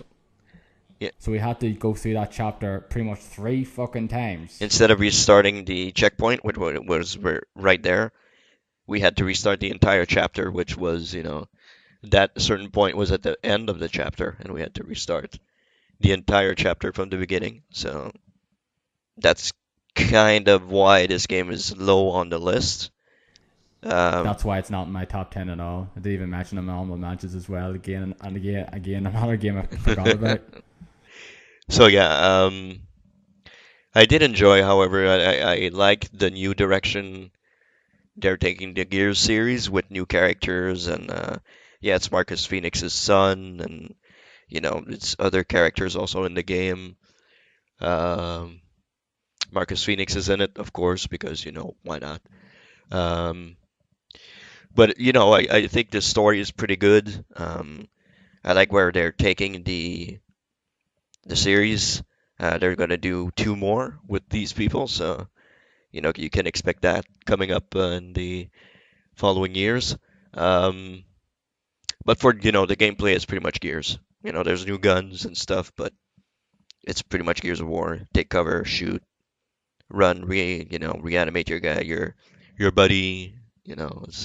It's regular Gears that everybody expects from that series. I did enjoy my time with it. Like aside from that certain chapter, I did enjoy playing with Darren and enjoying the campaign. I thought it was pretty good. Yeah, like I said, I enjoyed my time as well. Just that when I got to that roadblock at the end, like the boss, it was just like, oh god. Yeah. And then kind of realized afterward the reason why we had that roadblock later on though. So we did like later on where we had to we're killing like we're hitting we basically fucked up the way we did it the first time round, and unfortunately, since it hit a checkpoint though, Yeah. all the enemies were coming in at once rather than in different waves. Therefore, it was impossible for us to actually do it. And also the fact is that every time I loaded up, half the time the weak points on the balls would show up for me, and on other times it would Yeah, not. exactly. Yeah, So I wouldn't know where to actually hit it. sort of a It was glitch sort in of the a bit game. of a Yeah. glitch for me. Like I had Dennis had to host it because for some reason I couldn't host it hmm because every time that I host it, though Dennis would join and automatically just get kicked out Yeah, for we have to some say we reason. played on PC, so that's Yeah, yeah. First time also for Gears of War on PC. Well, not the first no, it's time not. because it's the second time. The first one came out on PC. That's right. Yeah, first one and then the Ultimate Edition as well came out for it as well. Yeah. So yeah, I did enjoy. I mean, I did enjoy Gears. I want to see where this series goes now with the new characters and everything. They set up the sequel, of course, at the end of the game, which there's something's gonna happen at the end of that game. So yeah, I'm looking forward to playing more Gears. So that's my number eight of the year. Number seven, Derek. Okay. Number 7 is another JRPG. However, it's not very niche at all. It's like super duper popular and mainstream that a lot of people enjoy, but it seems like there's plenty of people that hate it as well. I don't understand why, and it's not just this game, but the entire series. And that's Pokemon Sun and Moon, and I played Pokemon Moon. I think this is the best looking Pokemon, like main series Pokemon game ever made. And I think the character designs are the best, and like the animations are the best. Music has been better. I I still don't quite like the new Pokemon as much as some of the older ones, but there are some, generally every year there's going to be like a bunch you like and then there's like a whole bunch you don't like. And it's the same. This year it just seems like there's less of the new ones because they have these they call them Alolan versions of like the original 150. Well, not all of the 150 Pokemon, but some of them. Mhm. They're just like recolored or slightly different. So I think those they count those as new ones, but I don't really see those as new ones. Um, anyway, I think the story in this Pokemon game is probably the best. Like it's right up there with X and Y as far as the story goes. Because it's Like you, different though, isn't it? well, the setup is different. Like you don't have gyms per se. You don't Yeah. have gym badges. You have these island trials. Like All right, so that's pretty there much their are version then. 4 main islands, and then on each island there will be smaller trials that you have to go through, which are usually just battling certain trainers. A few of them like are gathering items that are in this little area that's enclosed, and then once you gather those, you fight. Um, and then there's a grand trial for each island, which is a lot more difficult than the regular trials, but they're still not that bad. Um, but the one thing that's the same from the other games is that there is an Elite Four and there is like a champion, which you don't really find out until like the very end because it's like the first time they've ever had an Elite Four in this area of the Pokemon world. So that part of it's the same, and actually the difficulty jumps pretty high like at the end there. Like I had like several of my team die during the Elite Four battles, which I typically, well, it never basically didn't happen at all during like the first part of the game. Um, but towards the end, they definitely jumped up the difficulty. I think that is one of the criticisms people have of the later series Pokemon games is that they're pretty easy, like compared to the first few generations, where those required either like a ton of grinding or you need to like know all your strengths and weaknesses of all the different types of Pokemon. Um, and this one, they definitely seem to make it a little bit more approachable for more people, which is fine. And it definitely does get harder after you get to the end.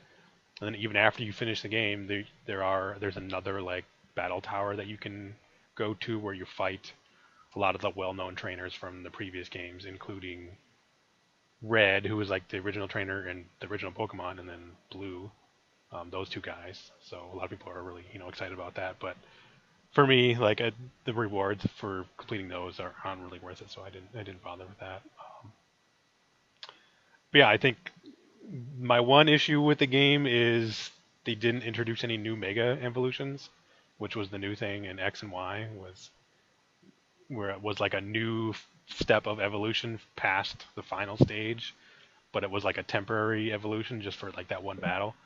Um, and I was really hoping that they were going to do a mega evolution of my favorite Pokemon, which is Typhlosion, who is the fire starter from Generation 2, which is from Gold and Silver, which is my favorite Pokemon game. Well, favorite generation. I actually like Soul Silver and Heart Gold, which are remakes of those. And that was really disappointing to me because I was really looking forward to that because it seems like they should be doing it because they did a lot of mega evolutions for a lot of the starters in the other previous generations, but for some reason they skipped over Gen 2. So I'm hoping that they'll do it again in the future. We'll see. But yeah, the story I think is probably the best in this game, and the character designs definitely looks great. I mean, I really wish they could put this on a console, like on Wii U or maybe on the Switch. They'll have a version on there that'll look like a Wii U game. Like I don't know, like a Mario, where everything's like a clean look and doesn't have like a pixelated look to it. Because they're now in 3D, like polygonal. So it's kind of like PlayStation 2 era, I guess, looking now. But it'd be really nice to see like really clean looking polygons on like a console. Yeah, I don't know. It was a very good Pokemon game, that's for sure. The thing I'm actually surprised about is they never did like a third one of the last generation because they always tend to do that. Like they never did like a Z. Yeah, everybody was expecting Pokemon Z. And they never did. Now the latest rumor is Pokemon Stars, which will be a Switch game, and have like 20 new Pokemon and then 10 new Alolan forms. So we'll see. Yeah. We'll see. It's just that series. Just like I've got a few of them now, but it's one of those series. Just I couldn't. And like I don't think they're bad by any means. Though like a lot of people really love those games. This series just never could get into for a number of reasons. But a lot of people like them, so yeah. Good job, Nintendo and Game Freak. You're continuing doing your job of providing millions across the world with the Pokemon series. Okay. My number 7 is one of two games that are quite similar to each other on the list. This is a game that's very similar to one of my favorite games of all time. It's pretty much a 2D version of it. It's done by Ska Studios that did games like Charlie Murder and the Dishwasher games. Shenmue 3. And not no. It's Salt Sanctuary. Oh yeah. This game came out pretty early last year, so it did, and I was very much looking forward to when I first saw the footage of it. I think I first saw footage of it in 2015. I was like, yes, this looks pretty cool. It's pretty much like a 2D Dark Souls. And it pretty much is a 2D Dark Souls. Like if you enjoy the Dark Souls series, then you're pretty much going to like this game because it pretty much shares a lot of different elements from that game. Like there's like you go to stay at these like bonfires. But certain things are a bit different now, where you get these items that you get these different sort of items to use to switch your like they're kind of like the covenants in the game pretty much. Like it's been so long since I've played them. I actually should have looked up and actually explain them though. But they are like in like Dark Souls, there's like different covenants now, and covenants do different things, or like and so they are. Whereas this here, you get them and you stay them in a bonfire, and pretty much you can switch your loyalty from one covenant to another, and stuff like that there. But like there's like certain advantages from keep staying with the one thing, was another one you don't. The thing as well is that you have to and when you get to like a bonfire thing as well in this game as well, like you use certain items, you use consumable items to like unlock your like the stores and like your vendors are not there in this as well. Whereas in previous in the Dark Souls games, you go around the world and you find the wares. And this here you sort of have to use consumables. But the thing is, you could sort of always like warp to another one that had that one, and that's also the thing as well. Like, you can't warp to if a certain bonfire is not in sort of the part of the covenant you're in. You can't sort of warp to it pretty much in a way as well. I think you have to have And also, don't you have to have a certain character? Because there's like a cleric, and there's like a merchant you get, and then there's I forget them all, but I think you have to have a specific one of those in order to warp there. Yeah, that's it. Yeah. You have to. It doesn't matter what covenant you're in, because you can actually go to other ones. Yeah, that's it. That was it. Yeah, that's thanks, Derek. Yeah, you had to have a certain vendor now. Yeah, right. It's just had to be able to fast travel between different bonfires as well. And the one thing I just wish this game had, I know it's kind of defeats the purpose in a way though, but this game really needed a map. Yeah. Like, cause it is 2D though, and there is certain parts like because it's a very big world. Like there's certain areas like, okay, I can't get to this area. I can't go through this area yet because like I haven't like unlocked it yet, or I haven't gone the right way or whatever. I don't have a certain ability. I'll come back to it later. But then you go through various different other locations, and then you're like, okay, how do I get back to this area now? I don't know where it is. I'm completely lost. That was my biggest gripe with this game. Yeah, I think that's my only issue was just the map. Yeah, it was like the whole map system is like is just very hard to load. But like, and actually also this is one of the games I actually platinumed. It's one of my few games I've platinumed as well, because I did practically every single thing in this game. I defeat every single boss, all the extra bosses. I defeated the final boss mainly because of a fucking glitch. He just froze or something? No.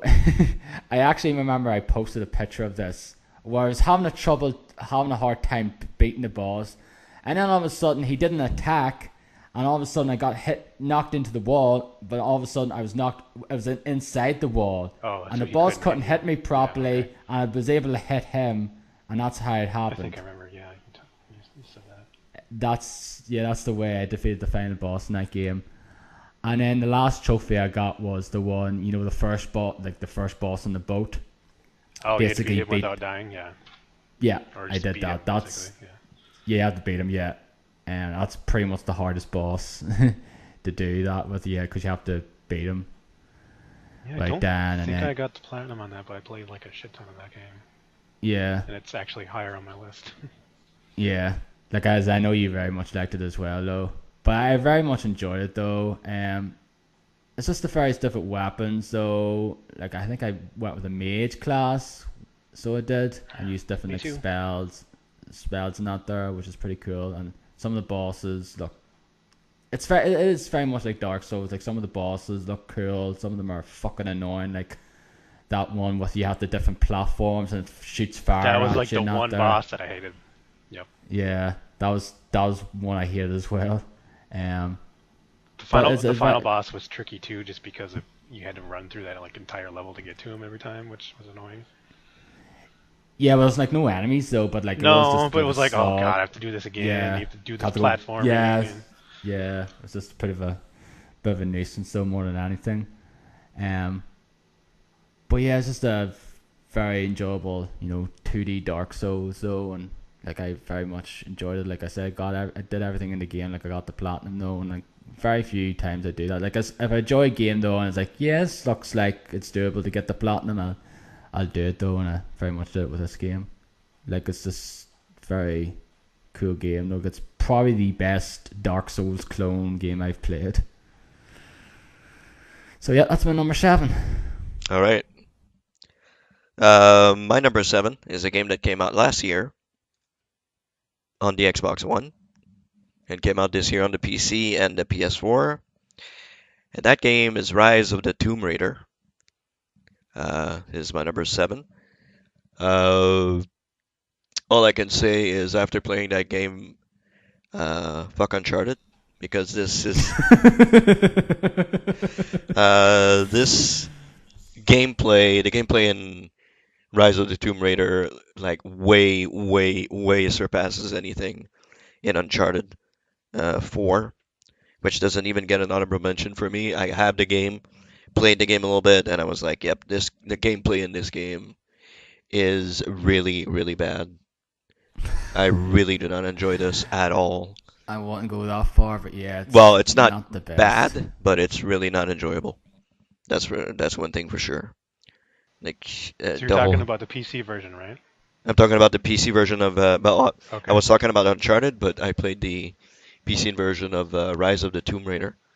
Okay. Because that Uh, came out 2016, but it originally came out in 2015. yeah, well, I Yeah. mean the PC version of Rise came out in 2016. So yeah, I played that game. It looks first of all, it looks gorgeous, absolutely wonderful. I didn't have my PC that I have now when I played that game. So I didn't have the setup that I have now, but it still looked absolutely gorgeous. Um, the as I said, the gameplay is fantastic. The shooting, the archery, and everything really, really great. The rating of the tombs is awesome. Way better than the previous game where there were only like a set amount of them. And this there, And also, there's like one puzzle in them, yeah, and that was it. exactly, yeah. This one has a bunch of them. There are way more puzzles in them, and way more fun to discover, and find out what you need to do. And I didn't get stuck in any of them, so which usually for me it's like, okay, I don't know what to do. I go on YouTube and check it out. But here I didn't get stuck. I did wander around in a couple of them, wondering what I should do, where I should go. But at one point it was like, okay, okay, I have to do this, this, this, and it all came to me after that.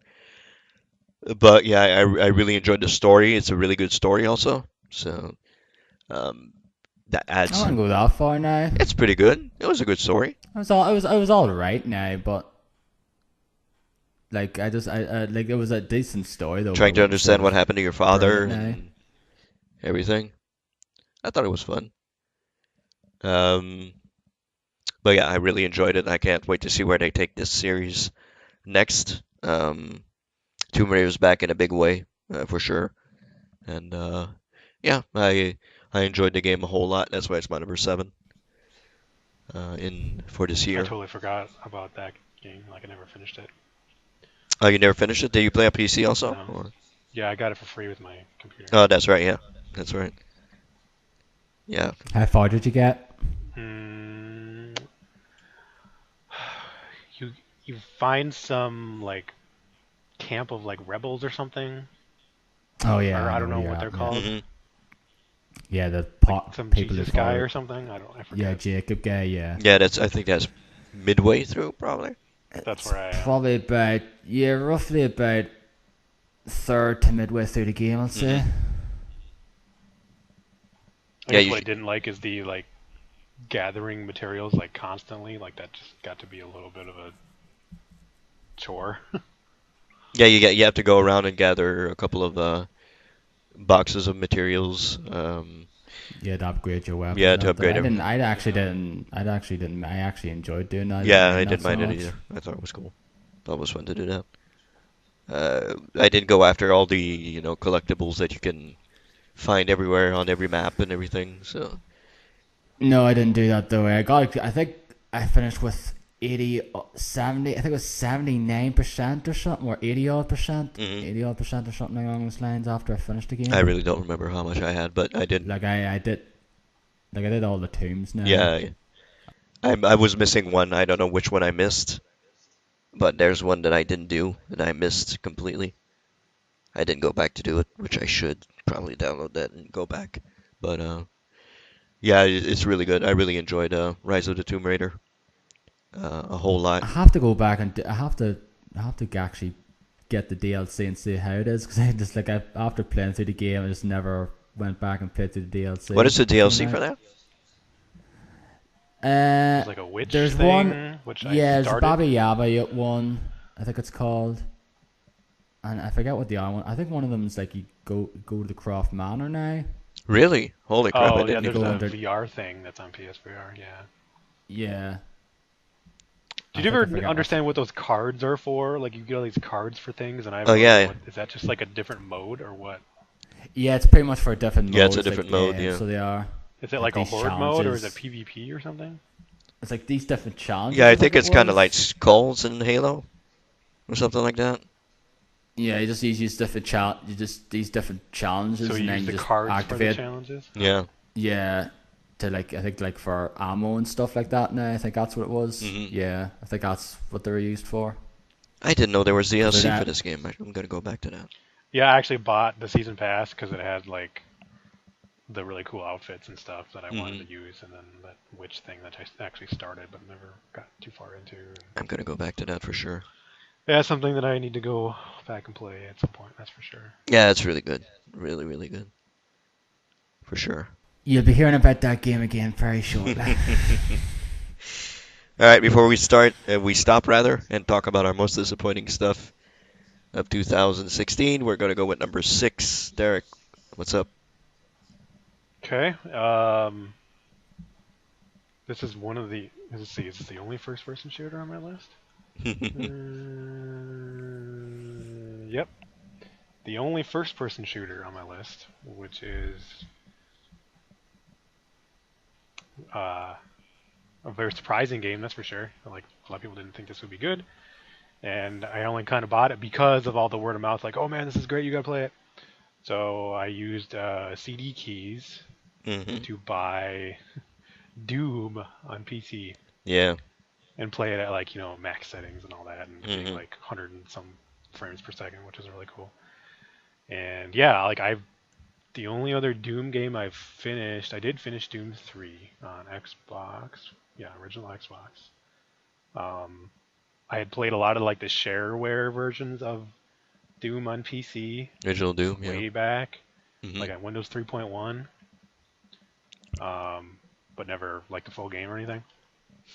And yeah, it's really cool. Like I love the music especially, Yeah. but like I love the style and like all the glory kills are really cool. The weapons are really cool, and like all the upgrades you can do, and you can like specialize in one upgrade over the other, which is really neat. And you just feel like you just feel really powerful like the whole time. You don't feel like, oh, I need to go hide behind cover and reload and all this. It's just go right in and just kill everything. It's just Yep. really fun, and that's one of the things I like about this game especially.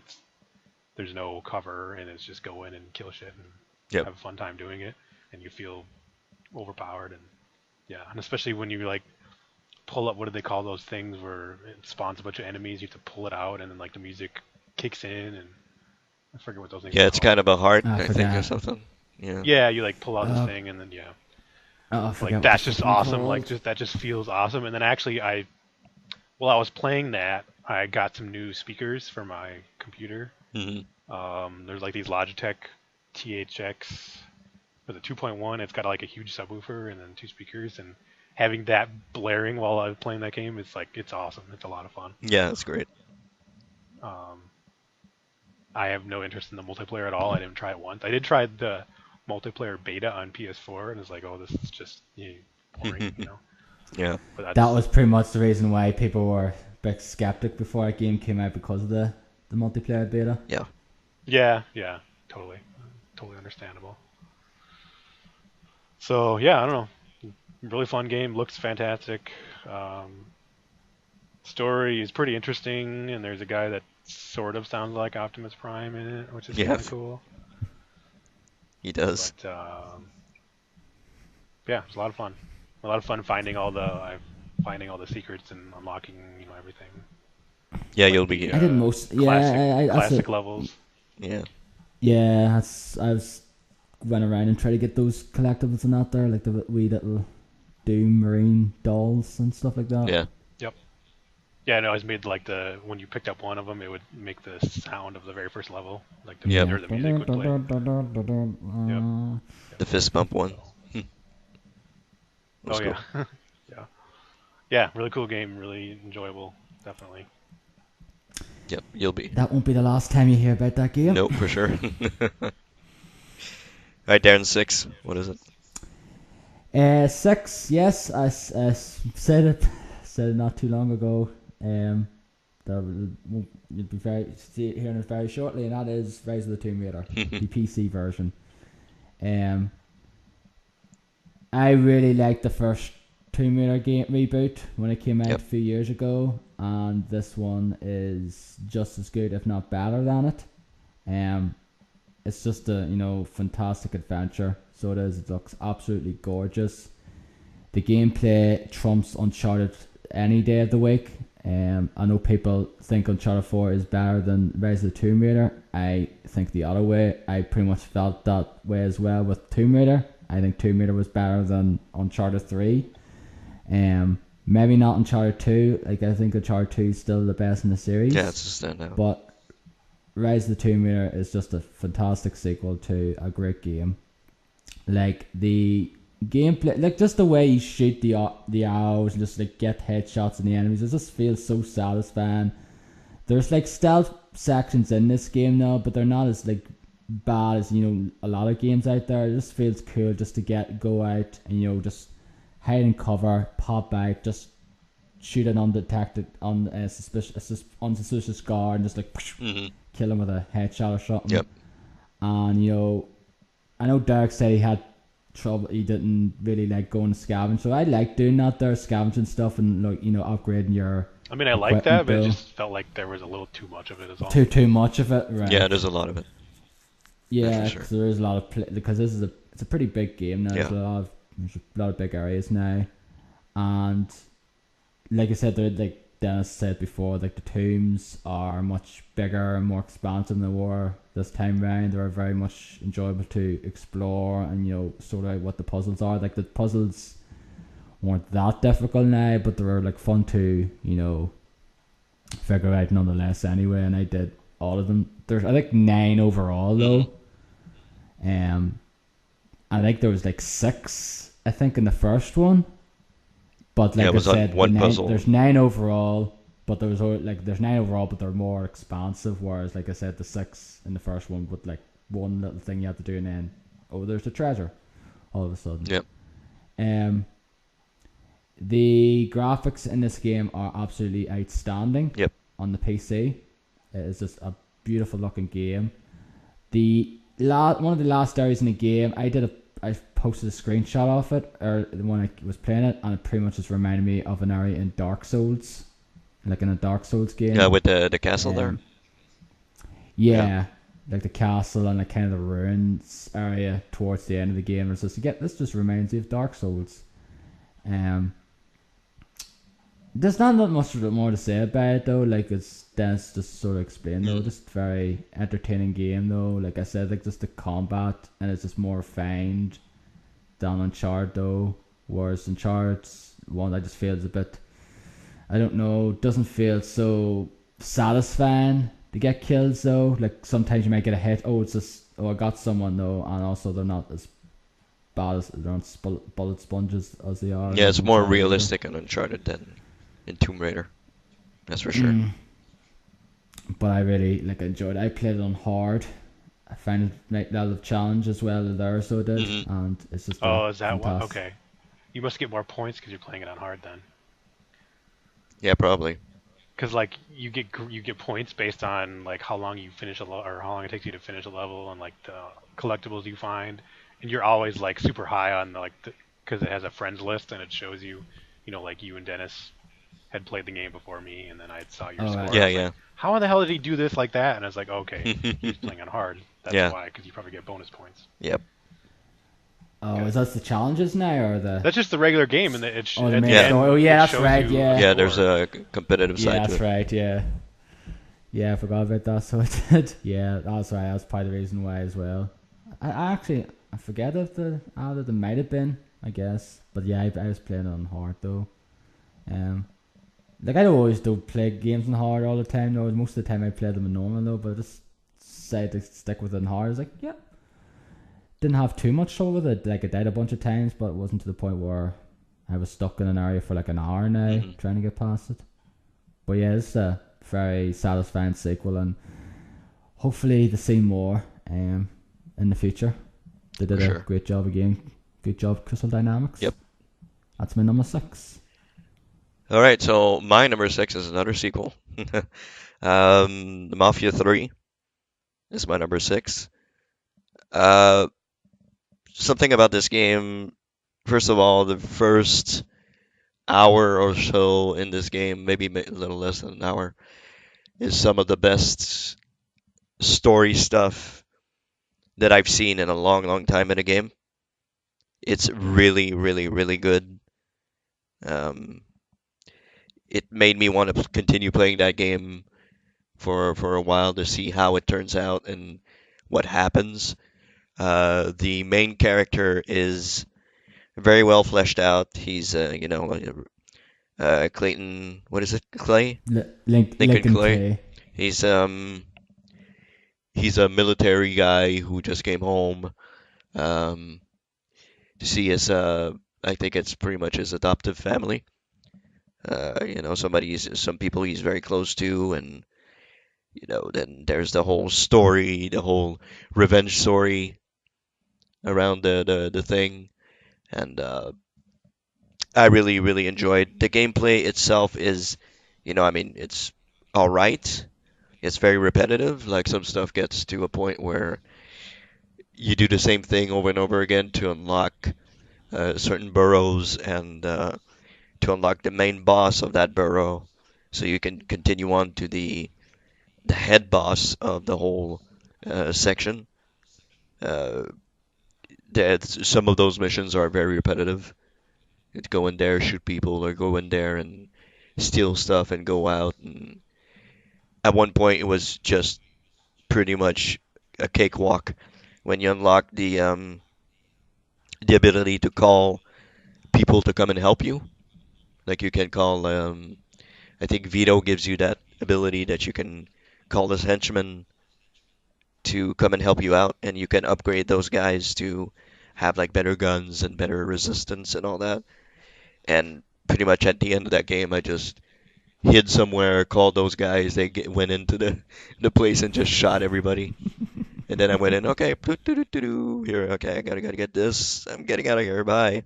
Didn't even shoot one single bullet or anything. And that's not a cheat, by the way. That's in the game. You can upgrade your stuff. Like I did pretty much everything in that game that I could do, except for the money side missions where you need to deliver drugs or deliver weapons and stuff like that. I didn't do that. But the loyalty missions and everything, I pretty much did everything in that game. I got, I guess you can say, the good ending towards the end, because there's like three different endings, and then one ending can have three different endings of itself. So it's to all depending on what you do with your three colleagues that are assisting you toward the game. There's one Irishman in there. There's Vito. What is it? Vito Vito Scaletti. Scaletti from He's the the second Mafia game, who returns in yeah. this game, and he was my favorite. So I wanted to give everything to him, but I didn't want the others to turn on me. So I spread out every territory evenly between all three of them. So all three of them were happy with me at the end. So that was pretty cool.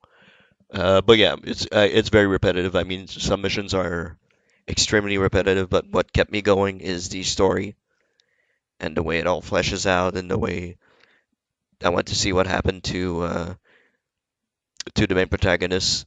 I wanted to see where he was going, how it would end, and everything. And yeah, I really enjoyed this game a whole lot. I played a ton of it, finished it. Uh, as I said, got the good ending of the. I don't think there's a good ending to the game, really, but I got an ending where I think is the most satisfying to the character itself. So yeah, I really enjoyed that game a whole lot. So I loved Mafia 2 also. So just continuing in this trend for this I'm series. basically I'm basically saying it now, Dennis. This is in my disappointments. Really? Okay. Yeah, it's nothing to do with the story. I just think the gameplay is just way too repetitive. It's very repetitive. I and agree. It yeah, is. that's pretty much the sole reason why it's in my disappointments. Like, It's not bad. it's not a bad game. Like the gameplay is fine, but that's all you fucking do, and I that's the reason why I just never got back to it though. It's just all you do is just go through the territories, and that's it. It just gets very repetitive, and you just get burnt out. Yeah, until you unlock the main mission with the main named character in the story, which is Yeah, a henchman for the main guy. So yeah, yeah, I like can see that. I can see that. yeah, like at least the when you lock the main guy for that, like you bring out the like the henchman, like the head of that like territory now. Like those missions are different enough. They're completely different, to be honest. Yeah, but it's just like go to this building or go to this section, take out all these enemies. Okay, now I've got this, building, got Yeah, the this, building up to that factory or is whatever. is repetitive. I agree. It's just the same stuff over and over and over again. To me, it Like wasn't enough that's to like deteriorate the story or the yeah, characters, but yeah. yeah. It was like I need to go back and play the game. Look, I did enjoy. It. I just got to a point. It was like I'm just getting annoyed with this here. But then again, like I stopped once. Like I just got the three guys, and then he was planning out the going through the main member guys you have to go through, and that was pretty much where I stopped playing it though, Yeah. because I knew what to expect. I was like, oh yep, just getting more territories, Yeah, it's pretty going much, through it yeah. again, shooting the guys. It's like, yeah, Hmm. that's just. I just wish they had better mission structure though. This is pretty much just like GTA. This is my problem I had with GTA 4. Hmm. Good characters, good story, but yeah. I mean, I really enjoyed it though. That's why it's my number 6 on the list.